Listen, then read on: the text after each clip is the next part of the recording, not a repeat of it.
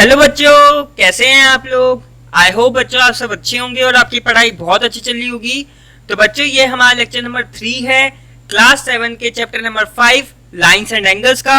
इस लेक्चर के अंदर हम एक्सरसाइज 5.1 के क्वेश्चन नंबर 10 से लेकर क्वेश्चन नंबर 14 तक के क्वेश्चंस को डिस्कस करेंगे और उन्हें सीखेंगे। आई होप बच्चों आपने मेरी पहले की वीडियोस देख ली होगी इस चैप्टर की। अगर नहीं देखी तो नीचे डिस्क्रिप्शन में प्लेलिस्ट का लिंक होगा, तो आप वहां से पहले की वीडियोस को देख सकते हैं। तो चलिए स्टार्ट करते हैं। क्वेश्चन नंबर 10 करते हैं। Indicate which pairs of angles are. यहाँ पे आपको एक फिगर दे रखी है और आपको ये बताना है कि कौन से एंगल्स वर्टिकली अपोजिट एंगल्स हैं और कौन से एंगल्स लीनियर पेयर में आते हैं। ठीक है, तो सबसे पहले वर्टिकली अपोजिट एंगल्स करते हैं। जब हमारी दो लाइंस इंटरसेक्ट करती है तो उसके अंदर ऐसे अपोजिट एंगल्स बनते हैं। जैसे कि ये हमारा हो गया एंगल 1, ये हो गया हमारा एंगल 2। तो ये दोनों एंगल एक दूसरे के बिल्कुल अपोजिट आ रहे हैं, इन्हें हम वर्टिकली अपोजिट एंगल्स कहते हैं और ये हमारे इक्वल होते हैं। ठीक है ना, जैसे कि ये एंगल हो गया मेरा 3, ये एंगल हो गया मेरा 4, तो 3 इक्वल होगा 4 के। अब अगर मैं इस फिगर के अंदर देखूं, ये कुछ इस तरीके से है। ये हमारा हो गया एंगल 5, क्लियर। और ये वाला एंगल हो गया इसका बिल्कुल अपोजिट एंगल, एंगल 5 के बिल्कुल अपोजिट ये आ रहा है, तो ये वर्टिकली अपोजिट एंगल हो गया। अब ये वाला जो एंगल है दो एंगल के अंदर स्प्लिट है। अगर आप यहाँ पे ध्यान से देखो, ये वाली जो लाइन है इस एंगल को दो एंगल में स्प्लिट कर रही है। ये वाली लाइन देखो इस पूरे एंगल को दो एंगल में तोड़ रही है। एक तो हो गया एंगल 2 और एक एंगल हो गया हमारा 3। ठीक है, तो एंगल 5 का वर्टिकली अपोजिट एंगल कौन से होंगे, 2 और 3। तो हम यहाँ पे लिखेंगे angle 5 and angle 2 plus angle 3। ठीक है ना, एंगल 5 के अपोजिट ये दोनों एंगल हमारे आ रहे हैं। अब ये वाला एंगल हमारा 4 है, ठीक है ना, और इसके अपोजिट ये वाला एंगल आ रहा है। ये कौन सा एंगल है, 1। तो एंगल 4 एंड एंगल 1 ये हमारे दो पेयर्स हो गए वर्टिकली अपोजिट एंगल्स के। अब करते हैं लीनियर पेयर। तो लीनियर पेयर क्या होता है, अगर हमारे दो एडजेसेंट एंगल्स का सम 180 डिग्री आता है तो वो हमारा एक लीनियर पेयर बनाता है। ठीक है, लीनियर पेयर होने के लिए एडजेसेंट पेयर होना जरूरी है।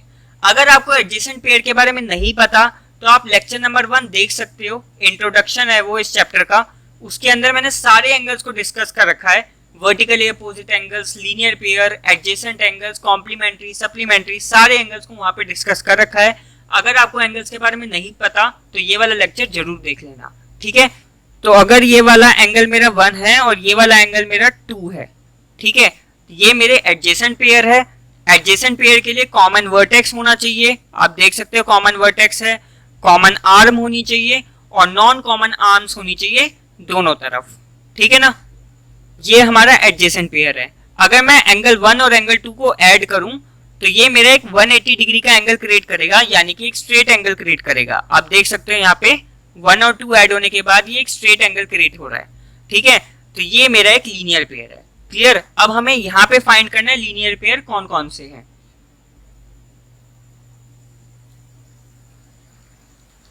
तो ये मेरा हो गया एंगल 5 और ये मेरा हो गया एंगल 1। आप देख सकते हो ये दोनों एडजेसेंट एंगल्स हैं। ठीक है, एक एडजेसेंट पेयर है और इन दोनों को अगर ऐड करोगे तो ये एक स्ट्रेट एंगल बनाएगा 180 डिग्री का। ठीक है, तो एंगल 5 और एंगल 1 ये मिलकर एक लीनियर पेयर बना रहे हैं। ठीक है ना, तो यहाँ पे लिखेंगे एंगल 5 एंड एंगल 1। एक और लीनियर पेयर यहाँ पे क्रिएट हो रहा है, ये है हमारा एंगल 5। ठीक है ना, और ये वाला एंगल कौन सा है, ये वाला एंगल मेरा 4 है। अगर आप इस लाइन को ध्यान से देखो, ये वाली लाइन, तो एंगल 4 और एंगल 5 ये एक एडजेसेंट पेयर है। ठीक है ना, और इन दोनों को अगर आप ऐड करोगे तो ये एक 180 डिग्री का एंगल ही तो बनाएगा। ठीक है ना, एक स्ट्रेट एंगल ही तो बनेगा। तो एंगल 4 और एंगल 5 ये भी एक लीनियर पेयर बना रहे हैं। ठीक है ना, अब एक क्वेश्चन और आता है, एंगल 1, एंगल 2 और एंगल 3, ये तीनों मिलकर भी तो एक स्ट्रेट एंगल बना रहे हैं, है ना। तो ये एक लीनियर पेयर में क्यों नहीं है? ये आपको ध्यान क्या रखना है, लीनियर पेयर में सिर्फ 2 एंगल होते हैं। और आप यहाँ पे देख सकते हो, यहाँ पे 3 एंगल है, 1 भी है, 2 भी है, 3 भी है। तो 3 एंगल होने की वजह से ये एक लीनियर पेयर नहीं है। क्लियर?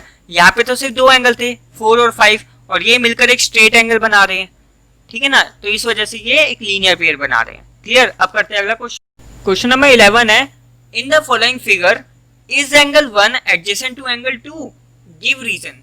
क्या बोल रहे हैं यहाँ पे, एंगल 1 एंगल 2 के क्या एडजेसेंट है? अगर है तो क्यों है, अगर नहीं है तो क्यों नहीं है। ठीक है, तो आप देख सकते हो एंगल 1 बन रहा है इधर इस वर्टेक्स पे, एंगल 2 बन रहा है यहाँ पर इस वर्टेक्स पे। एडजेसेंट एंगल्स होने के लिए 3 कंडीशन का फुलफिल होना जरूरी है। सबसे पहले common vertex, second condition common arm, third condition non common arms on the both side of common arm. Clear? तो आप यहाँ पे देख सकते हो एंगल 1 किसी और वर्टेक्स पे बन रहा है, एंगल 2 किसी और वर्टेक्स पे बन रहा है, तो पहली कंडीशन ही फुलफिल नहीं होती। कंडीशन क्या है कि दोनों एंगल्स एक ही वर्टेक्स पे होने चाहिए, और यहाँ पे ये दोनों एंगल्स अलग अलग वर्टेक्स पे बने हुए हैं, इस वजह से ये एक एडजेसेंट पेयर नहीं है। Clear? Angle 1 and angle 2 are not adjacent because there is no common vertex। जब कॉमन वर्टेक्स ही नहीं है तो एंगल 1 और एंगल 2 एडजेसेंट कहां से हो जाएंगे? ठीक है ना, तो ये आएगा इसका आंसर। अब करते हैं अगला क्वेश्चन। क्वेश्चन नंबर 12 करते हैं, find the values of the angles x, y, z in each of the following. यहाँ पे क्या करना है आपको, ये आपको कुछ फिगर्स दे रखी हैं और आपको x की वैल्यू, y की वैल्यू और z की वैल्यू निकालनी है। ठीक है, तो देख सकते हो आप यहाँ पे ये वाली 2 लाइंस आपस में इंटरसेक्ट कर रही है इस पॉइंट पे। ठीक है ना, अब ये जो 55 डिग्री है ये पूरी तरीके से इस x के अपोजिट है। ठीक है ना, तो ये हमारे हो गए वर्टिकली अपोजिट एंगल्स। क्लियर? और आपको पता है वर्टिकली अपोजिट एंगल्स होते हैं हमारे इक्वल, तो यहाँ पे आ जाएगा हमारे पास x इक्वल टू 55 डिग्री। ठीक है, x की वैल्यू 55 डिग्री हो जाएगी। वर्टिकली अपोजिट एंगल्स इक्वल होते हैं, रीजन लिखेंगे vertically opposite angles are equal. Clear? अब हमें इस y की और इस z की वैल्यू निकालनी है। क्लियर? तो अब आप यहां पे अगर इस फिगर को ध्यान से देखो तो यहाँ पे 55 डिग्री और y एक स्ट्रेट लाइन के ऊपर बन रहे हैं। ठीक है, आप ऐसे देख सकते हो 55 और y एक स्ट्रेट लाइन के ऊपर बन रहे हैं, यहां पर ये एक लीनियर पेयर बना रहे हैं। और आपको पता है लीनियर पेयर के अंदर 2 एंगल्स का सम 180 डिग्री होता है, तो यहाँ पे 55 degree plus y equal to 180 degree हो जाएगा। क्यों होगा? क्योंकि ये दोनों एक लीनियर पेयर बना रहे हैं। क्लियर? Linear pair. अब 55 उधर जाएगा, माइनस में हो जाएगा, 180 में से 55 जाएगा, कितना बचेगा? 125 डिग्री। क्लियर? y की वैल्यू भी आ गई। अब निकालनी है z की वैल्यू। अब ये जो y है और ये z है ये भी तो वर्टिकली अपोजिट एंगल्स हैं, एक दूसरे के बिल्कुल अपोजिट आ रहे हैं। ठीक है ना, तो y इक्वल टू z होगा। क्यों? रीजन आपको लिखना है vertically opposite angles are equal. Vertically opposite angles equal होते हैं, तो y की वैल्यू 125 डिग्री थी तो z की वैल्यू भी 125 डिग्री ही होगी। ठीक है, तो ये हो गया आपका फर्स्ट पार्ट। अब इस सेकंड पार्ट को देखते हैं। अगर आप इस फिगर को ध्यान से देखो, जैसे कि मैं यहाँ पे आपको बना के दिखाता हूँ, ये आपकी स्ट्रेट लाइन है, एक लाइन आपकी ऐसे जा रही है, ठीक है, और ये एंगल है आपका 40 डिग्री का, ठीक है। अब इसके अपोजिट एंगल कौन सा होगा? ये वाला होगा अपोजिट एंगल, ठीक है, और ये वाला एंगल है Z, क्लियर। तो 40 डिग्री और Z ये दोनों एक वर्टिकली अपोजिट एंगल है, ठीक है ना। तो हम यहाँ पे लिख देंगे Z की वैल्यू कितनी होगी? 40 डिग्री, क्यों? Vertically opposite angles, clear. समझ जाओगे आप, वर्टिकली अपोजिट एंगल्स इक्वल होते हैं। अब निकालते हैं y की वैल्यू। अगर आप y को देखो तो y आपका यहां पर है, ठीक है, ये आपका y है। तो आप देख सकते हो ये एक स्ट्रेट लाइन के ऊपर बन रहा है, ठीक है, स्ट्रेट लाइन के ऊपर बन रहा है, ठीक है ना। ये दोनों हमारे एडजेसेंट एंगल्स हैं और ये स्ट्रेट लाइन के ऊपर बन रहे हैं, तो ये हमारा हो गया एक लीनियर पेयर, ठीक है ना। तो हम लिखेंगे 40 degree plus y equal to 180 degree, ठीक है। आपको पता है लीनियर पेयर में दो एंगल्स का सम 180 डिग्री होता है, तो ये हमारा हो गया लीनियर पेयर, क्लियर। तो y 40 उधर जाएगा, 180 माइनस 40, y की वैल्यू आ जाएगी 140 डिग्री, क्लियर। अब निकालते हैं x। अब यहाँ पे जो ये x है ये y के वर्टिकली अपोजिट नहीं है, ध्यान रखना। क्यों नहीं है दिखाता हूं अभी। तो ये आपकी हो गई एक स्ट्रेट लाइन, ठीक है, उसके बाद एक ऐसे जा रही है लाइन, एक ऐसे जा रही है एक लाइन, ठीक है, और ऐसे है, ठीक है ना। अब देखो x आपका यहां पर है, क्लियर। इसका वर्टिकली अपोजिट एंगल ये नहीं होगा क्योंकि ये वाला एंगल छोटा है, ये वाला एंगल आप देख सकते हो बड़ा है, ठीक है ना। अगर ये ऐसे होता ऐसे तो ये आपका x के इक्वल हो जाता, ये आपका वर्टिकली अपोजिट हो जाता, लेकिन यहाँ पे तो कोई लाइन है नहीं, ठीक है ना। तो x और y ये दोनों वर्टिकली अपोजिट एंगल नहीं है, ठीक है ना। तो ये हमें निकालना पड़ेगा x की वैल्यू। कैसे निकालेंगे? आपको पता है जो स्ट्रेट लाइन पर एंगल बनता है वो हमारा 180 डिग्री का होता है ना। तो ये भी तो एक 180 डिग्री का एंगल बनेगा ना, ऐसे करके, यूं करके, ठीक है, एक स्ट्रेट एंगल बन रहा है ये। तो 40 degree plus x plus 25 degree, ये जो आपका 25 है, ठीक है, ये तीनों मिलकर एक स्ट्रेट लाइन, एक स्ट्रेट एंगल बना रहे हैं, क्लियर, ठीक है ना। 40 डिग्री x और 25 ये एक स्ट्रेट एंगल बना रहे हैं, तो हम लिखेंगे 40 degree plus x plus 25 degree, ठीक है ना। 40x 25 ये तीनों मिलकर 180 डिग्री का एक स्ट्रेट एंगल बना रहे हैं, क्लियर। तो हम इससे x की वैल्यू निकाल लेंगे, क्लियर। तो 40 प्लस 25 कितना होगा? 65 degree plus x equal to 180 degree. x यही रहेगा, 65 उधर जाएगा, 180 माइनस 65, x की वैल्यू आ जाएगी 115 डिग्री, क्लियर। ये आ गई x की वैल्यू, ये आ गई y की वैल्यू और ये आ गई z की वैल्यू, ठीक है। अब करते हैं अगला क्वेश्चन। क्वेश्चन नंबर 13 है फिल इन द ब्लैंक्स। यहाँ पे आपको कुछ क्वेश्चंस पूछे हैं और आपको उनका आंसर देना है। If two angles are complementary, अगर दो एंगल्स कॉम्प्लीमेंट्री हैं तब उनका जो सम होगा वो क्या होगा, ये पूछा है। तो आपको पता है, मैंने इंट्रोडक्शन में बताया था कि कॉम्प्लीमेंट्री एंगल्स अगर आपके दो होते हैं तो उनका जो सम होता है वो हमेशा 90 डिग्री होता है, ठीक है। जैसे कि 60 प्लस 30, ठीक है, 50 प्लस 40, ठीक है। तो ये आपके कॉम्प्लीमेंट्री एंगल्स होते हैं। दो एंगल्स का सम हमेशा 90 डिग्री होता है अगर वो कॉम्प्लीमेंट्री होते हैं। तो यहाँ पे क्या आएगा? 90 डिग्री, ठीक है। दो एंगल्स का सम हमेशा 90 डिग्री आएगा। सेकेंड पार्ट करते हैं। If two angles are supplementary then the sum of their measure is, अगर दो एंगल्स सप्लीमेंट्री हैं तो उनका सम क्या होगा? आप जानते हैं अगर दो एंगल्स सप्लीमेंट्री होते हैं तो उनका सम 180 डिग्री होता है। क्लियर? जैसे कि 120 प्लस 60 इक्वल टू 180 डिग्री। ठीक है, 150 प्लस 30 इक्वल टू 180 डिग्री। तो ये हमारे क्या है? Supplementary angles. क्लियर? तो इनका क्या आएगा?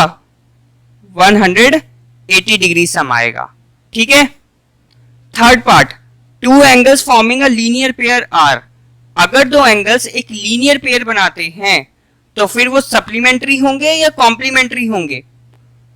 आपको पता है कि जो एक लीनियर पेयर होता है वो एक स्ट्रेट लाइन के ऊपर बनता है। ठीक है, जैसे कि ये मेरा हो गया x, ठीक है, ये हो गया मेरा y, ये मेरे एडजेसेंट एंगल्स हैं, साथ ही साथ ये एक लीनियर पेयर भी है।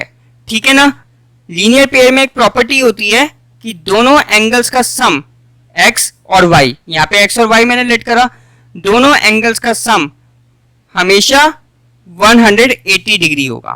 ठीक है, तो जहां लीनियर पेयर बन रहा है वहां पे आपको क्या समझना है कि दोनों एंगल का सम 180 डिग्री होगा।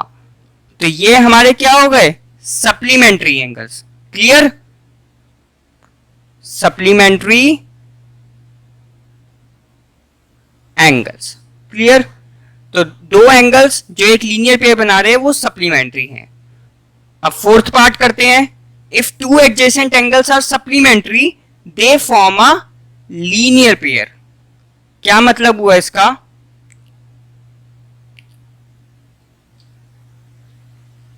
अगर दो एडजेसेंट एंगल्स सप्लीमेंट्री हैं, जैसे कि ऊपर हमने देखा x और y ये एडजेसेंट एंगल्स थे। ठीक है ना। अगर आपको एडजेसेंट एंगल्स नहीं पता तो इंट्रोडक्शन जरूर देख लेना, उसमें सारे एंगल्स को हमने डिस्कस कर रखा है। ठीक है, ये हमारे एडजेसेंट एंगल्स हैं x और y, ये सप्लीमेंट्री है, यानी कि इन दोनों को ऐड करने पे हमें क्या मिलेगा? 180 डिग्री मिलेगा। तो अगर दो एडजेसेंट एंगल्स सप्लीमेंट्री होते हैं यानी कि उनका सम 180 डिग्री आता है तो उन्हें हम लीनियर पेयर भी कहते हैं। क्लियर? तो यहां आएगा linear pair. Fifth part, if two lines intersect at a point, अगर दो लाइंस एक दूसरे को इंटरसेक्ट करती है एक पॉइंट पे, then the vertically opposite angles are always equal. मतलब वर्टिकली अपोजिट एंगल्स हमेशा इक्वल होंगे। जैसे कि ये मेरी दो लाइंस हैं, ठीक है, इस पॉइंट के ऊपर इंटरसेक्ट कर रही हैं, तो ये वाला एंगल के वर्टिकली अपोजिट है ये वाला एंगल और ये दोनों एंगल इक्वल होंगे। इसी तरीके से ये वाला एंगल इसके वर्टिकली अपोजिट है ये वाला एंगल, ये दोनों इक्वल होंगे। क्लियर? ये वाला और ये वाला।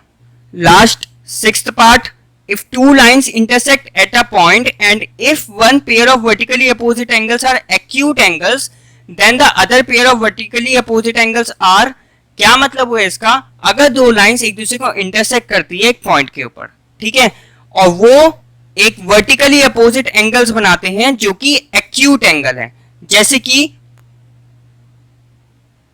ये, ठीक है, ये दो लाइंस इंटरसेक्ट कर रही है इस पॉइंट पे और ये वाला और ये वाला, ये दोनों वर्टिकली अपोजिट एंगल्स हैं लेकिन ये एक्यूट एंगल्स हैं। एक्यूट एंगल्स का मतलब 90 डिग्री से छोटे हैं। अब ये पूछ रहा है इस पेयर के अलावा एक पेयर और बनेगा वर्टिकली अपोजिट एंगल्स का, कौन सा? ये वाला और ये वाला। ठीक है, अब ये कौन से होंगे? ये हमारे 90 डिग्री से बड़े होंगे। ठीक है ना, ये 90 डिग्री से छोटे हैं, एक्यूट एंगल्स हैं, तो जो दूसरा वाला पेयर होगा वो 90 डिग्री से बड़ा होगा और 180 डिग्री से छोटा होगा। तो इसको हम क्या बोलेंगे? Obtuse angles. क्लियर? तो ये आपको ध्यान रखना है। अगर एक पेयर एक्यूट एंगल्स का है तो दूसरा वाला पेयर ऑब्ट्यूस एंगल का होगा। क्लियर? क्वेश्चन नंबर 14 करते हैं। In the adjoining figure name the following pairs of angles. इस फिगर को देख के आपको इनका आंसर लिखना है। क्लियर? तो सबसे पहला आता है ऑब्ट्यूस वर्टिकली अपोजिट एंगल्स। इसमें से कौन सा पेयर होगा जो ऑब्ट्यूस वर्टिकली अपोजिट एंगल्स होगा? यानी कि ऐसा पेयर जो कि 90 डिग्री से बड़ा होगा और 180 डिग्री से छोटा होगा, क्योंकि यहाँ पे ऑब्ट्यूज बोला है, ठीक है। और साथ ही साथ वो वर्टिकली अपोजिट भी होगा। तो देखो मैं यहाँ पे बना के दिखाता हूँ, वो ये हो गया और ये हो गया, ठीक है ना। नाम दे देता हूँ इसको बी डी, ये मेरी बी डी है, ठीक है, और ये है मेरी ए सी।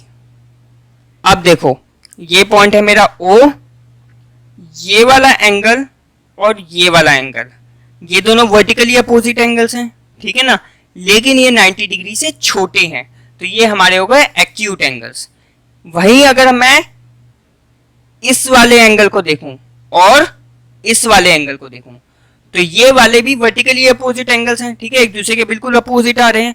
और साथ ही साथ ये ऑब्ट्यूज एंगल है, क्योंकि ये 90 डिग्री से बड़े हैं और 180 डिग्री से छोटे हैं, ठीक है ना। तो ऑब्ट्यूज एंगल्स भी हैं और साथ ही साथ वर्टिकल अपोजिट एंगल्स भी हैं। तो इसका आंसर आएगा ए ओ डी और B O C and B O C, ये वाला एंगल है, देखो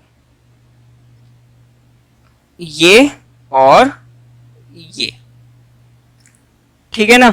अब करते हैं सेकेंड वाला पार्ट, एडजेसेंट कॉम्प्लीमेंट्री एंगल्स। ऐसे एंगल्स जो एडजेसेंट हो और साथ ही साथ कॉम्प्लीमेंट्री एंगल्स हो, यानी कि दोनों एंगल्स को ऐड करने पे क्या मिले आपको, 90 डिग्री मिले। कॉम्प्लीमेंट्री एंगल्स वही होते हैं, दोनों को ऐड करने पर 90 डिग्री मिलता है, लेकिन आपको ये भी ध्यान रखना है साथ साथ में वो एडजेसेंट भी होना चाहिए, ठीक है। तो देखते हैं इसमें कौन सा होगा।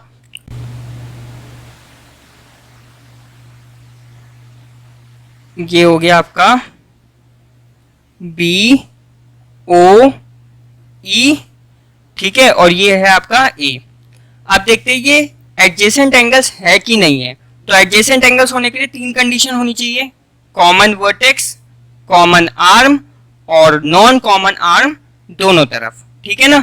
तो सबसे पहले देखो ए ओ बी, ये वाला जो एंगल है आपका ओ पे बन रहा है, और ए ओ ई, ये वाला एंगल भी आपका ओ पे बन रहा है। तो कॉमन वर्टेक्स तो हो गया आपका ओ, ठीक है ना। दूसरी कंडीशन कॉमन आर्म होनी चाहिए। आप देख सकते हो ए ओ बी, इस एंगल को बनाते वक्त ए ओ आर्म की हमें जरूरत पड़ी, और ऐसे ही ए ओ ई, ये वाला एंगल बनाते वक्त भी हमें ए ओ की जरूरत पड़ी। ये वाली आर्म जो है इस वाले एंगल में भी यूज हो रही है और इस वाले एंगल में भी यूज हो रही है, ठीक है ना। तो ए ओ आर्म हमारी हो गई कॉमन आर्म। अब तीसरी कंडीशन अगर फुलफिल हो जाएगी तो ये एडजेसेंट एंगल्स है। क्या है वो, कॉमन आर्म के दोनों तरफ नॉन कॉमन आर्म्स होनी चाहिए। आप देख सकते हो ए ओ के इस तरफ जाऊं तो मेरे को ये वाली आर्म मिलेगी, नॉन कॉमन आर्म है ये, ठीक है, बी ओ। और ए ओ के उस तरफ जाऊं मैं तो मेरे को ई ओ नॉन कॉमन आर्म मिलेगी। ये कॉमन तो नहीं आ रही, ठीक है ना। तो दोनों तरफ मेरे को आर्म्स मिल रही हैं, तो तीसरी कंडीशन भी फुलफिल होती है और ये एक एडजेसेंट एंगल है। अब आता है कि ये कॉम्प्लीमेंट्री है कि नहीं है।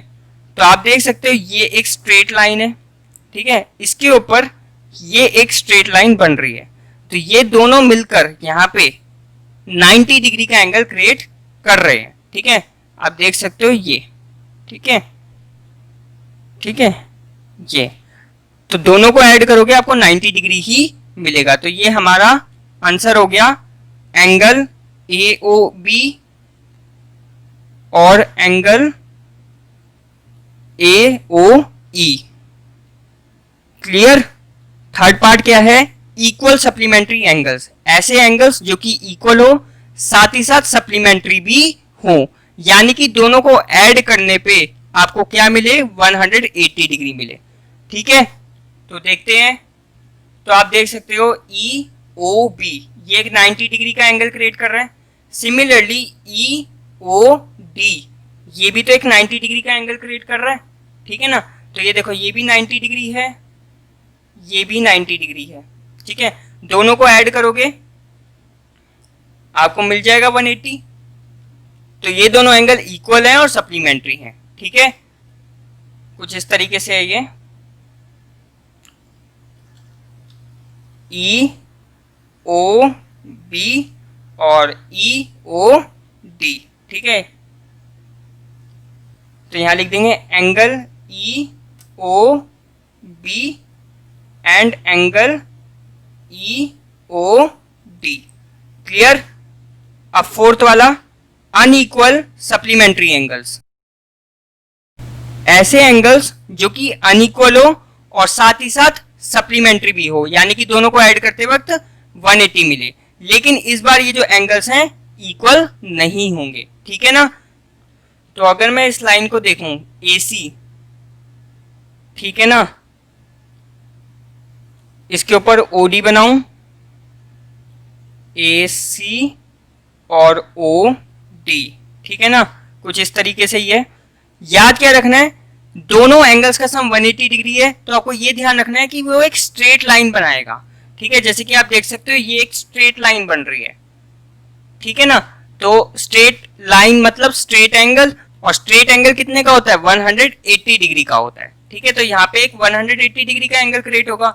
अब इसको हम स्प्लिट कर देंगे, एक तो इस वाले एंगल में, ठीक है, और एक इस वाले एंगल में, ठीक है। इन दोनों को ऐड करोगे तो आपके पास एक कंप्लीट 180 डिग्री का एंगल बनेगा, ठीक है।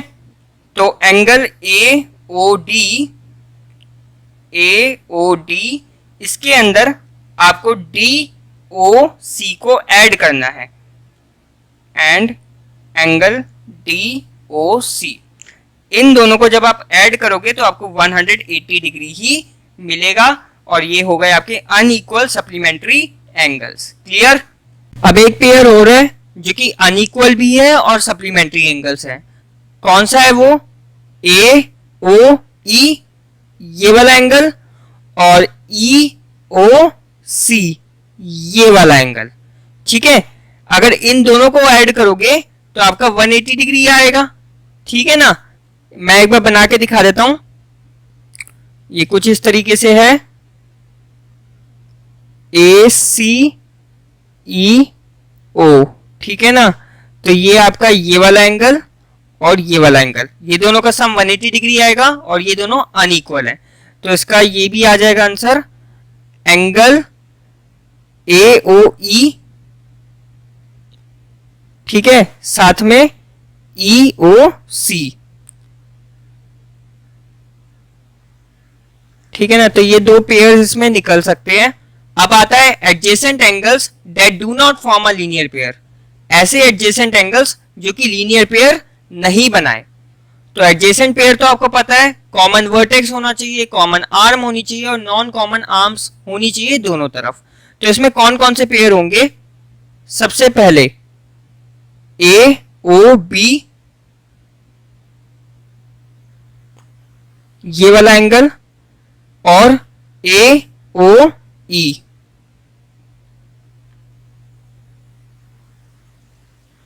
ये वाला एंगल और ये वाला एंगल, ये दोनों एडजेसेंट एंगल्स हैं। क्यों, क्योंकि कॉमन वर्टेक्स आपका O है, कॉमन आर्म आपकी है AO, और नॉन कॉमन आर्म्स भी दोनों तरफ हैं, आप देख सकते हो। तो ये आपके एडजेसेंट एंगल्स हैं, और ये एक लीनियर पेयर नहीं बना रहे, क्योंकि लीनियर पेयर में जो एंगल्स का जो सम होता है वो 180 डिग्री होता है, और आप देख सकते हो इन दोनों एंगल्स को ऐड करने पे 180 डिग्री तो नहीं आएगा। तो ये एडजेसेंट एंगल्स तो हैं, लेकिन लीनियर पेयर नहीं है। साथ ही में और भी पेयर्स निकल आएंगे, ये वाला एंगल और ये वाला एंगल, ये दोनों भी एडजेसेंट एंगल्स हैं, देख सकते हो। O आपका कॉमन वर्टेक्स है, ठीक है, EOD भी O पे बन रहा है, DOC भी O पे बन रहा है, कॉमन आर्म है आपकी OD, इस आर्म की मदद से दोनों एंगल बन रहे हैं, ठीक है, और इसके दोनों तरफ नॉन कॉमन आर्म्स हैं, ठीक है ना। तो एडजेसेंट एंगल्स हैं ये, लेकिन लीनियर पेयर नहीं है, क्योंकि इन दोनों का सम 180 डिग्री नहीं आएगा। अगर 180 डिग्री आता तो ये एक लीनियर पेयर क्रिएट करता। तो इसका हो जाएगा angle EOD and angle DOC। एक पेयर और निकल आएगा जो कि लीनियर पेयर नहीं है लेकिन एडजेसेंट एंगल्स हैं। कौन सा है वो पेयर, ये वाला एंगल और ये वाला एंगल। देखो कॉमन वर्टेक्स कौन सा है आपका, ओ, दोनों एंगल ओ पे बन रहे हैं। दूसरा कॉमन आर्म कौन सी है आपकी, ओ ई, ये आर्म दोनों एंगल को बनाने में मदद कर रही है। और इस आर्म के दोनों तरफ नॉन कॉमन आर्म्स हैं, ठीक है। तो ये आपका हो गया adjacent pair, angle A O E and angle E O D. और ये लीनियर पेयर नहीं है क्योंकि आप देख सकते हो 180 डिग्री नहीं बनेगा, स्ट्रेट लाइन नहीं है। ये कैसी है, ये इस तरीके से है, ऐसे और फिर ये ऐसे। आप देख सकते हो ये एक स्ट्रेट लाइन नहीं है, इस वजह से ये लीनियर पेयर नहीं है, ठीक है। तो ये हमारा हो जाएगा आंसर इस 5th पार्ट का। क्लियर। तो बस इस वीडियो में इतना ही। अगर आपको किसी भी क्वेश्चन में डाउट हो तो प्लीज नीचे कमेंट करना, मैं आपके कमेंट का आंसर जल्द से जल्द देने की कोशिश करूंगा। अगर आपको ये वीडियो पसंद आई हो तो प्लीज वीडियो को लाइक कर देना, और अभी तक अगर आपने इस चैनल को सब्सक्राइब नहीं करा तो प्लीज चैनल को सब्सक्राइब कर दो, और साथ ही में नोटिफिकेशन बेल को भी दबा देना ताकि आने वाली वीडियोस की अपडेट आपको मिलती रहे। So thanks for watching, keep supporting, keep loving, keep growing.